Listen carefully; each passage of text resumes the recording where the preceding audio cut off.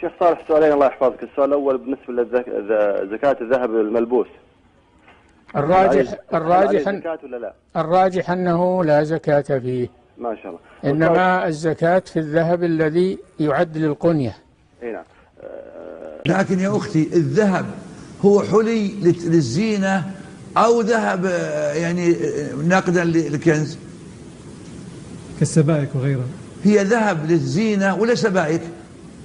لا، هو ذهب مكتنز، ذهب للزينة بس مكتنز عند أمي.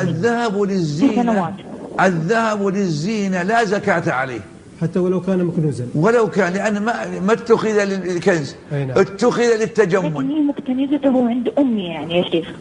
المهم يا أختي إن كانت الذهب جدة ذهب حلي يلبس عند، بس يا شيخ منذ سنوات يعني ما دام يلبس متخذ لللبس، ما أعد للكنز، أعد للتجمل به ولو في السنة مرة، ولو في السنتين مرة، فلا زكاة عليه.